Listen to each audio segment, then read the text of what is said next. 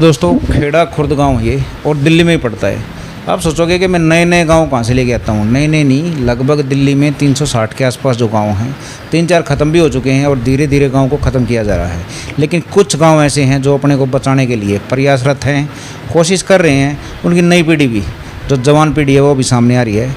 सामने प्रधान जी बैठे हैं, दो तरह के। सारी जानकारी है इनको कि इनके गाँव की ग्राम सभा की ज़मीन कितनी है, कितना फंड है, ठीक है, और ये उस पर करवाना क्या चाहते हैं। मास्टर प्लान इनके पास तैयार है।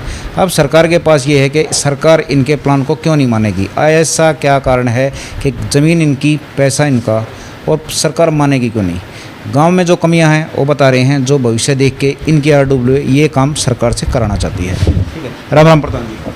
नमस्कार भाई साहब। उड़े बोल रहे, आवाज़ आ जाएगी। मेरा नाम देवेंद्र मान, गांव मेरा खेड़ा खुर्द है और हमारे गांव में एक संगठन बना है पिछले 1.5-2 साल से, जिसका नाम है टीम यूनिटी खेड़ा खुर्द, जिसमें कि हमारे सारे युवा साथी हैं, लगभग जिनकी संख्या है 300 से 400 के करीब है।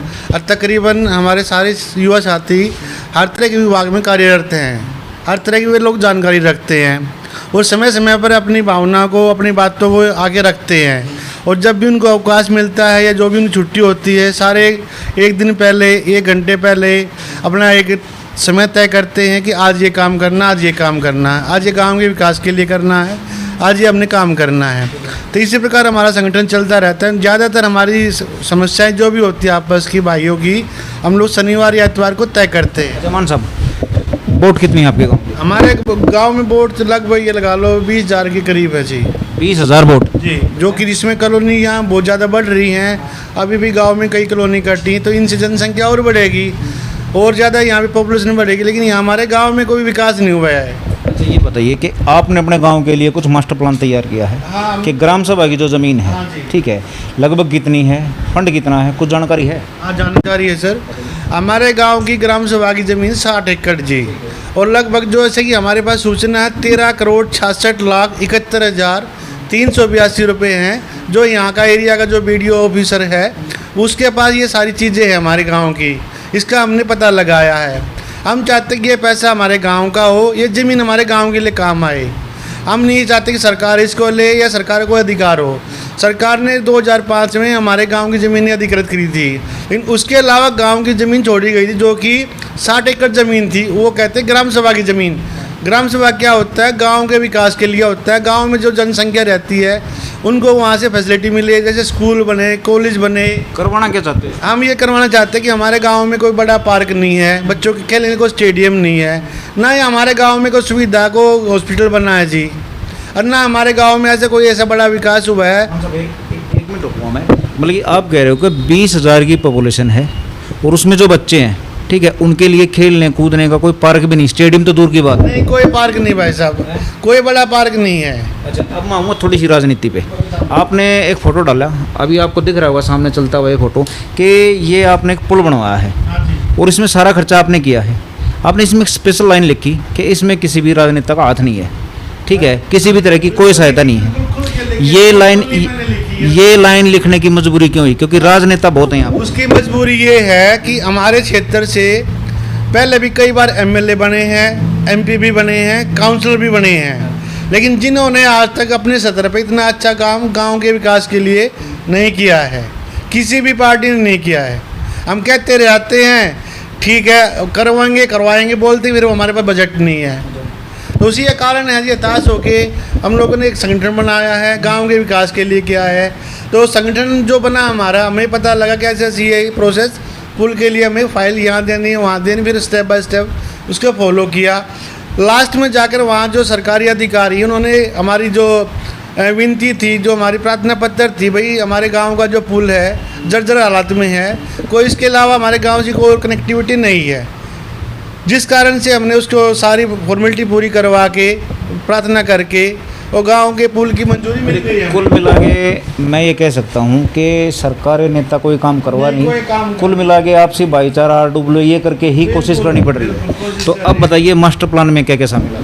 मास्टर प्लान में ये भाई साहब, गाँव में गलियों में जो अपनी कच्ची सड़कें हैं या गलियाँ खराब हैं, खड्डे हैं, ग्राम सभा की ज़मीन में हमारा एक हॉस्पिटल बन जाए, बच्चों के लिए बड़ा पार्क बन जाए, और उसमें क्या नाम है स्कूल बन जाए कोई अच्छा सा, और जो हमारे ग्राम सभा जैसे हमने एक ARWA बना रखी गांव की, कायदा तो ये कहता है कि हमारी किसी पर्सनल ज़मीन पे ना रहे।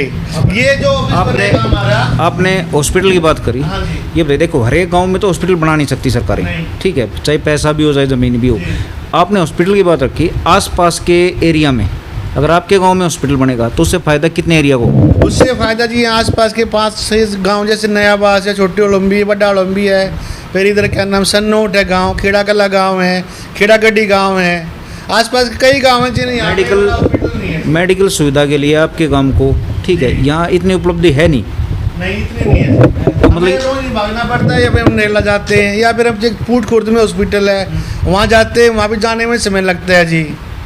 ये बहुत सारी समस्याएं हैं यहाँ की, जो मूलभूत आवश्यकताएं हमारी। नमस्कार जी। साहब ने बता दिया कि इतनी ज़मीन है, इतना पैसा है, आप तो गणित बिठा के बैठे हो बिल्कुल, ठीक है। तो सरकारें ये काम करेगी, इन्होंने मास्टर प्लान भी बता दिया कि हॉस्पिटल हो गया, स्टेडियम हो गया, ठीक है। तो अगर मान लीजिए सिस्टम नहीं मानता इस बात को और वो अपने हिसाब से, जैसे कि जे कॉलोनी होगी, ये बवाना के बैठे हैं, जे कॉलोनी को भुगत रहे हैं, इंडस्ट्री एरिया होगा, उससे किसी को कोई फ़ायदा नहीं होता, हम सिर्फ चौकीदारी की नौकरी कर सकते हैं वहाँ पे, मानते हुए बात? जी जी। ठीक है, अगर ऐसी पॉलिसी लेके आएंगे तो इस गांव के हाल क्या होगा? ऐसा जी, मैं ज़्यादा तो कुछ कहूँगा नहीं। मैं देवेंद्र की बात से, जो देवेंद्र जी हैं प्रधान जी, इनकी बात से सहमत हूँ। जो ग्राम सभा की ज़मीन है, हम ही चाहते हैं भाई ये आ जाए और इसके ऊपर जो भी हमारा जो सही तरीका जो विकास हो वो हो, और जो मतलब बड़े बुजुर्ग हैं जो उनकी मतलब उनकी एक मेन जो उनकी समस्या है वो समस्या दूर हो। ग्राम सभा की जो इतनी ज़मीन है, ठीक है, इतना पैसा है, ठीक है, आप अपने गांव में लगवाना चाहते हो, मोटी ही बात ये है, गांव में रहते हो आप, ठीक है, यहीं का आपका स्थान है, तो गांव के विचार आपके हिसाब से कैसे हैं? मैं बहुमत किस साइड में बैठेगा, कुछ करवाना चाहते हैं या नहीं? देखो जी, अब ग्राम सभा की ज़मीन पे तो अगर कार्य हो तो हमारे यहाँ ना तो कोई स्कूल है जैसे देवेंद्र जी ने बताया, ना कोई स्टेडियम है। मतलब गांव में स्कूल नहीं है? नहीं, स्कूल है, मतलब कुछ इस तरह का जैसे कोई भी मतलब एक तरीके से ये लगा लो आप, कोई पार्क बन जाए, ठीक है जी, या बच्चे की कोई खेलने कूदने या कोई इस तरह कोई स्टेडियम वगैरह हो जाए। स्कूल है, मैं मानता हूँ। स्कूल कौन सी तरह? स्कूल सरकारी स्कूल है यहाँ पे। जैसा 12वीं तक? हाँ, 12वीं तक का स्कूल है हमारे। 12वीं तक एक नॉर्मल पढ़ाई है। 12वीं के बाद हमारे बच्चे क्या करेंगे, बता सकते हैं? सर 12वीं के बाद तो हमें फिर दूर ही जाना पड़ेगा, बाहर ही जाना पड़ेगा। बवाना एक कॉलेज है? हाँ हाँ, बवाना है, या फिर अपना अलीपुर में है। नहीं, बवाना को मैं आपकी जानकारी के लिए बता देता हूँ, आपके नज़दीक पड़ता तो एक दुखी खबर हो रहा है, बवाना के कॉलेज को भी यहाँ से हटाया जा रहा है, इसके बारे में क्या कहोगे? देखो जी, ये तो फिर कोई राजनीतिक पॉइंट हो जाए, जो इतना पुराना वो कॉलेज है और उसको हटाया जा रहा है, तो इसमें तो मतलब भाई भला है गाँव का किसी भी तरह? भला क्या सर, ये तो कुछ भी भला नहीं है। जो हमारे गांव की बालिकाएं हैं, जो आस पड़ोस की हैं, इतने मतलब तकरीबन 15-20 गांव की लड़कियां वहाँ पे आती होंगी, अगर वो कॉलेज हट जाएगा तो बहुत दिक्कत है जी। आखिरी सवाल है मेरा, ठीक है, आसपास के गांव, आप अपने गांव में तो सीमित रह नहीं सकते, आसपास भी गांव भी हैं, गवांड भी हैं, एक गांव में कुछ सही होगा तो दूसरे गांव पे फ़र्क ज़रूर पड़ेगा, ठीक है। अगर हमारे भारी एरिया में, ठीक है, कम से कम 1 या 2 ढंग के कॉलेज आ जाएं लड़के और लड़कियों के, तो शिक्षा में कुछ सुधार होगा? सर सारे सुधार होगा। हमें एक तो बाहर नहीं भागना पड़ेगा, टाइम की बचत होगी, ठीक है, और सबसे बड़ा ये है कि भाई हम अपने बच्चों को यहाँ भी नज़र रख सकते हैं, ठीक है ना। ठीक है, देखिए ये तो इनकी RWA थी, मैं आपको पूरा दिखाता हूँ कि RWA है कौन सी इनके विचार के हमको बता दिए। इनके विचार इसलिए जानने ज़रूरी हैं क्योंकि गाँव को ये जानते हैं बहुत अच्छी तरह से। टीम यूनिटी रेजिडेंटस, ठीक है साहब, ठीक है, धन्यवाद आपका।